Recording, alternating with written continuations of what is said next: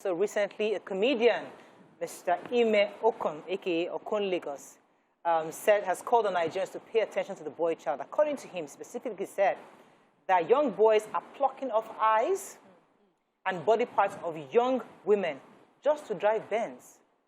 He's saying quite a lot of attention should be paid to these young ones. According to him, also, he said that back in the days, when you talk about ritualists, you think of older men, you know, they come in and they appear like, this one looks like a ritualist. You know, you're scared of.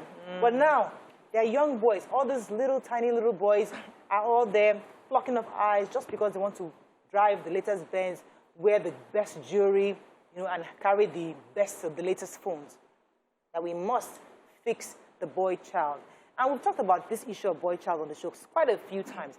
But I think we need to do more because parents, their teenagers are growing up and they're seeing the pressure from all sides, from social media, from family, from friends, their parents' friends, you know, and they're comparing and contrasting, why doesn't daddy drive this? Why don't we have this? You know, and they're thinking to themselves that they have that responsibility also to make wealth. Young boys feeling like I must show my girlfriend that I have, you know. So there's a lot of pressure on this boy child. And what are we doing? What can we begin to do right now? Yeah, so I like the fact that the comedian says we should pay attention to the boy child. But I'll also go further to ask what sort of attention should we pay to the boy child? And why should it be just the boy child? Because I know that for a boy to want to impress is because there's a girl he wants to impress. All these people who steal money, politicians and all that, at the end of the day, what do they do with the money? They use it to buy houses for chicks and big society ladies. So at the end of the day, it's still the woman, exactly, it's still the women that they want to impress. Now, what sort of attention? Because I know that sometimes you hear parents put a lot of pressure on their children. Is it not your friend that is doing this? Is it not your friend that is buying their parents a car? Is it not your friend that is buying their parents a house? The girlfriend on the other corner is putting pressure. Is it not your friend that is buying the girlfriend an iPhone? Is it not your friend that is doing this one for this way? Why can't you do this one? So what sort of attention do we pay? How do we go back to that point where we begin to teach the essence of hard work? We also need to talk about this materialism that, as a society, that we worship. They are watching us and they are seeing corrupt politicians get away with stealing money. And they are thinking, okay, that means anything I do, as long as I do not get caught, it's fine. Yes, you may not be plucking eyes.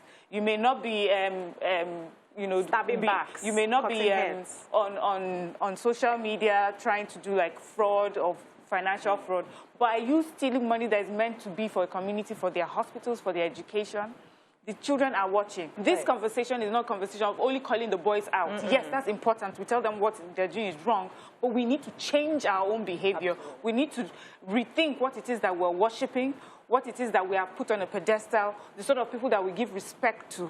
And it is in what we do, not only what we say, that the boys would see what is important and begin to work that way. Right, so there's the issue of, yes, there'll be so much focus on girl child, and we're saying let us divert that energy towards the young boys. That's a given. Now, but the cruelty in cutting body parts for ritual, that is, I need to understand what that is about. I'm not saying you have the answers, but I would really like to have a ritualist come and tell me, what are you using the body parts for? Are you sacrificing it? What exactly is the use of somebody's body parts? What is the connection with wealth, with money? First thought that came to my head is a Yoruba proverb, Ayeti dayo daju. That is, the world has become a world of heartless people. It is that heartless, I don't care. I want to make money, I don't care. And people are willing to do whatever it takes. This money, I must make it. Whatever it will cost me, I will make the money. That is the mindset that has led to this level of carnage and this level of inhuman behavior. So, in spiritual terms, you spill blood, you cut a covenant, you know, and usually the more painful your sacrifice is and the more huge your sacrifice is, then the more commitment you're getting from whoever you're making the sacrifice to. So they have their spiritual laws guiding this. I feel that here is where it starts. Mariam touched on society. BC touched on parenting. And I believe both of them have a lot to do.